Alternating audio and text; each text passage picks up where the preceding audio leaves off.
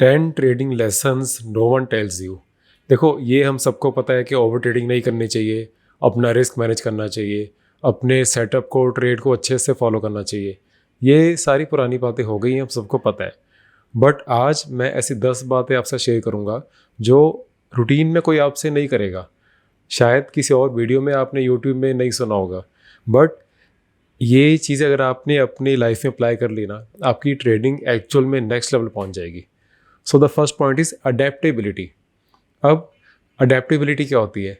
अब काफ़ी बारी ना लोग ट्रेड करते हैं, उसके लिए एक सेटअप ढूंढते हैं, एक इंडिकेटर ढूंढते हैं, एक स्ट्रेटजी बना लेते हैं एंड वो सोचते हैं कि सारे मार्केट कंडीशंस में उनकी स्ट्रेटजी काम करती रहेगी।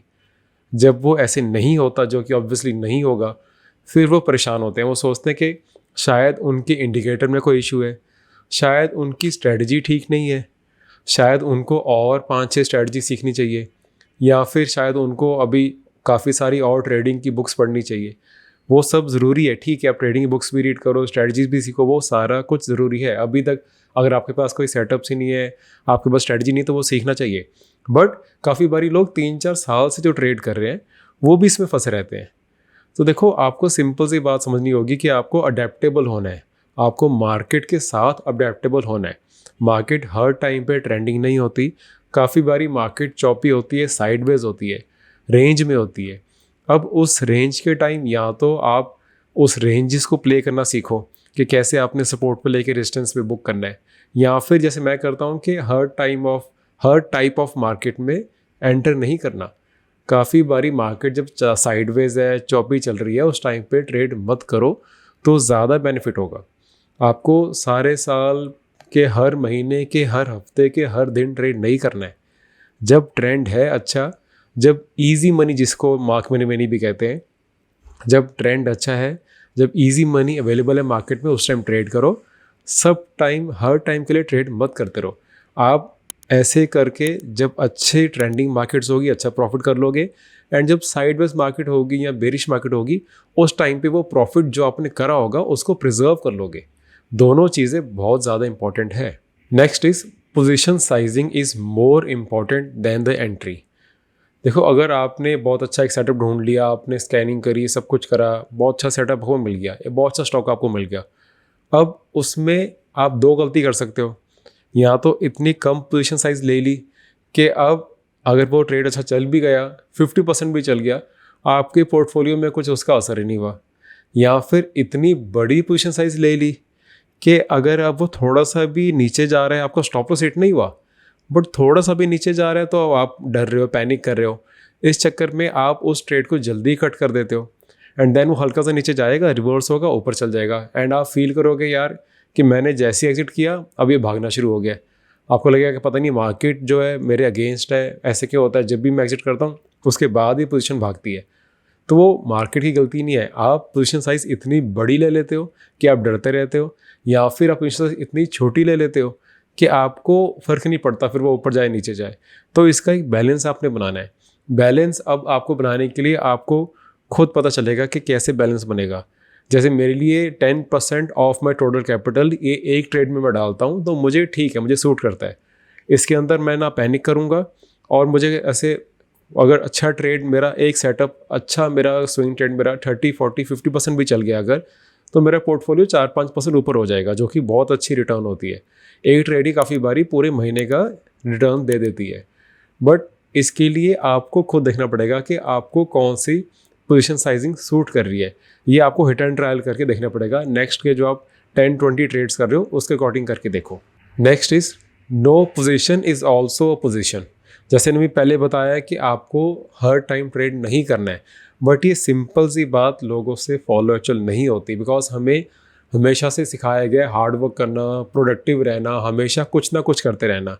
इसलिए मैं आपको अपनी बहुत सारी वीडियोस में मेडिटेशन के बारे में बताता हूँ, स्पिरिचुअलिटी के बारे में बताता हूँ, क्योंकि वो डायरेक्टली आपके बिजनेस से, सब चीज़ से रिलेटेड है, आपकी लाइफ से रिलेटेड है। ट्रेडिंग की बुक्स पढ़ के आपको स्ट्रेटजी मिल जाएगी, बट अगर आपके पास स्ट्रेटजीज़ है तो आप साइकोलॉजी बुक्स पढ़ो, आप लाइफ लेसन्स जहाँ पे मिलेंगे, कैसे आपने काम रहना है, कैसे आपने प्रेजेंट रहना है, प्रेजेंट मोमेंट के अंदर, वैसी बुक्स पढ़ा करो आप। उससे आपको पता चलेगा कि हर टाइम पे हम अगर कुछ नहीं भी कर रहे, हर टाइम पे हम हार्ड वर्क नहीं कर रहे, तो भी कोई इशू नहीं है।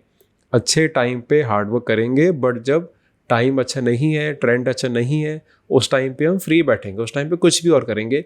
अपनी जॉब कर रहे हो, अपनी कुछ आप बिजनेस करते हो, उस पर फोकस करेंगे। सारा टाइम मार्केट से ऑब्सेस नहीं रहेंगे। Next is 1 good setup beats 100 random trades.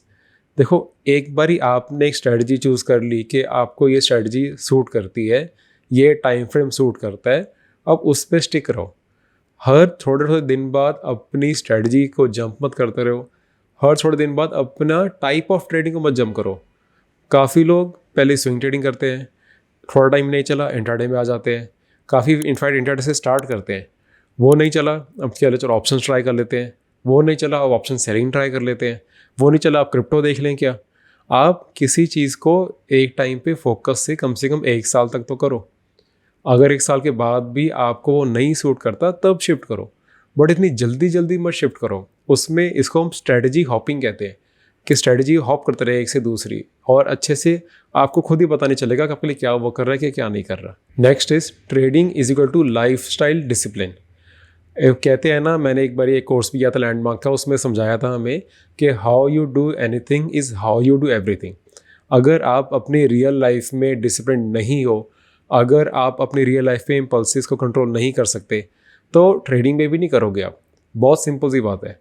ऐसे नहीं हो सकता कि आप रियल लाइफ में बहुत अग्रेसिव हो, आपको छोटी छोटी बात पे गुस्सा आ रहा है, फ्रस्ट्रेट हो रहे हो, आप अभी आपकी नेचर इतनी काम नहीं है, बट आप ट्रेडिंग में सोचोगे कि मैं अपने ट्रेड्स बहुत अच्छे से लंबे से चलाता रहूँगा या चलाती रहूँगी।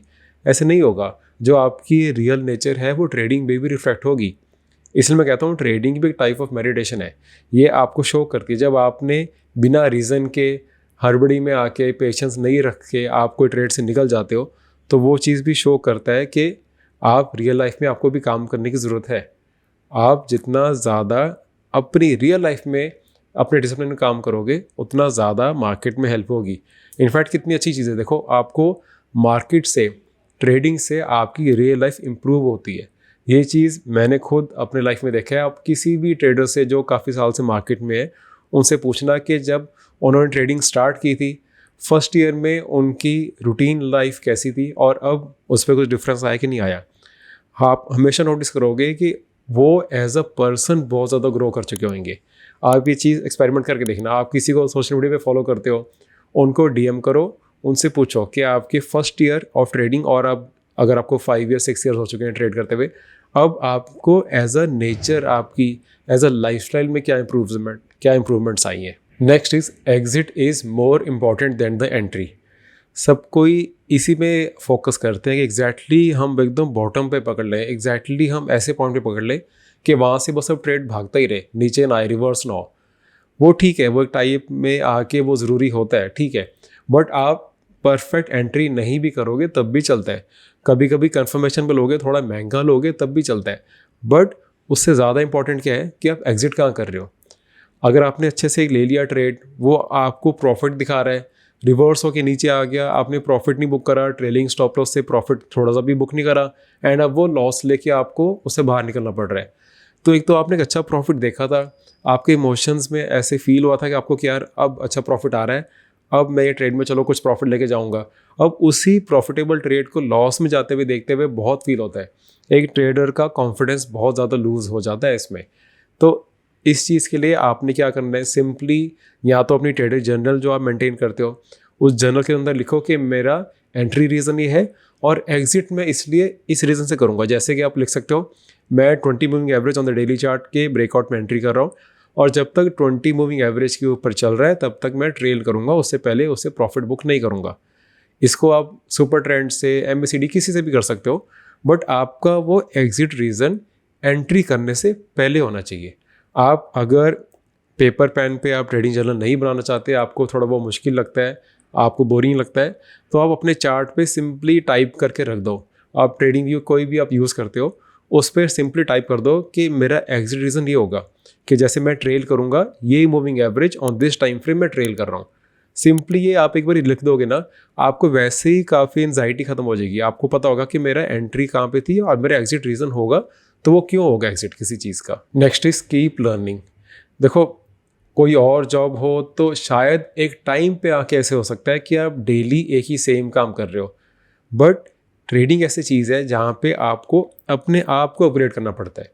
यहाँ पे आपने देखा होगा जो काफ़ी साल से ट्रेडिंग कर रहे हैं, इन्वेस्टिंग कर रहे हैं, वो कितनी ज़्यादा बुक्स रीड करते हैं, वो नेटवर्किंग इवेंट्स पे जाते रहते हैं, वो लाइक माइंडेड पीपल के साथ रहते हैं। ये ही तो ब्यूटी है हमारी मार्केट की कि हम यहाँ पे हमें अपने आप को इम्प्रूव करना ही पड़ता है। अब ट्रेडिंग स्ट्रैटेजी हो सकता है आप एक बार ही सीख लो, उसको फॉलो करो, डेली वही सेम फॉलो करते रहो, वो ठीक है, बट अपनी साइकोलॉजी पे काम करना, अपने माइंडसेट पे काम करना, ये तो पूरी लाइफ चलता रहेगा।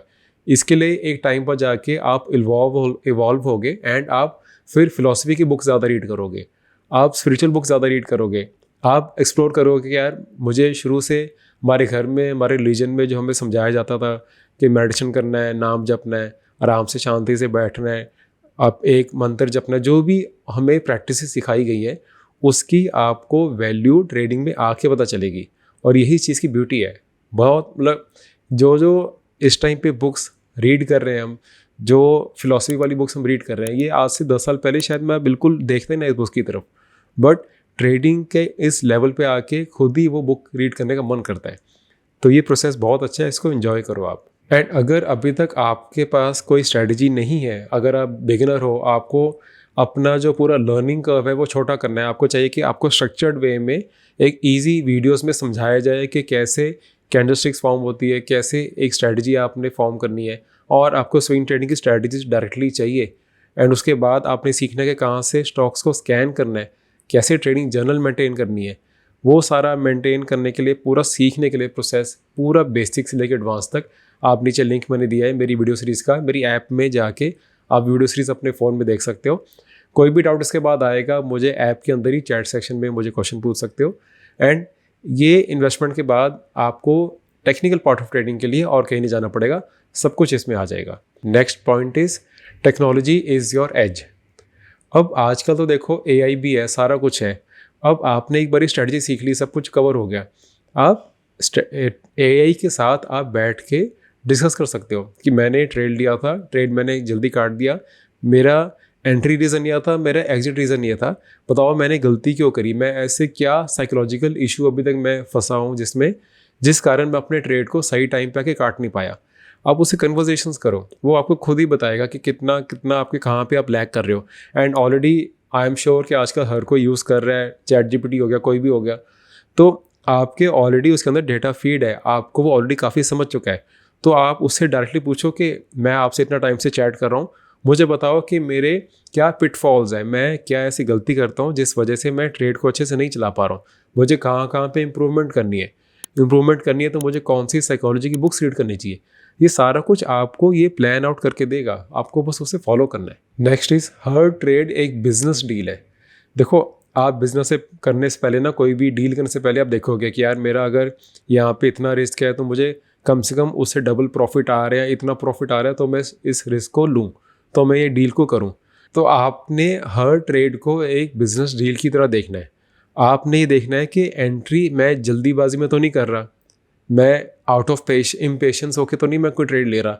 आपने देखना है कि जहाँ पे मैं एंटर कर रहा हूँ चार्ट पे, यहाँ पे आपने देखना कि एंट्री यहाँ पे है तो मेरा मैक्सिमम लॉस यहाँ पे कहाँ पे है, multiplied by the number of shares, मेरे पैसों में कितना नुकसान हो सकता है। अगर इतना नुकसान मैं ले सकता हूँ कंफर्टेबली तो आपने वो डील करनी है। एंड अगर कोई पास में रेजिस्टेंस है तो कोई रेजिस्टेंस इतनी पास तो नहीं है कि अगर मेरा लूज़ करने को मेरे 5,000 है और प्रॉफिट अगर आ भी गया तो वो 2,000 आएगा, तो ऐसी डील आप रियल बिजनेस में तो नहीं करोगे, तो मार्केट में क्यों करनी वैसी डील। तो आपको हर ट्रेड से पहले प्लान करना है। और मैं मानता हूँ कि रियल टाइम में जब ट्रेडिंग आवर्स चल रहे होते हैं उस टाइम पे ये प्लान नहीं कर सकते, इसलिए आपको अपना होमवर्क आफ्टर मार्केट आवर्स करना है। इवनिंग में बैठ के कर लो, या मार्केट ओपन से पहले सुबह आप आधा घंटा जल्दी उठ जाओ, उस टाइम पे प्लान कर लो कि ये मेरे स्कैन्स हैं, ये स्कैन्स में अगर ये स्टॉक्स ऐसे ब्रेकआउट दिए तो ये मेरी एंट्री होगी और यहाँ पे मेरा स्टॉप लॉस होगा। Next is your real battle is boredom. आपने बोर होना यहाँ पे सीखना होगा। मैं काफ़ी बार कहता हूँ बोर मेक्स मोर।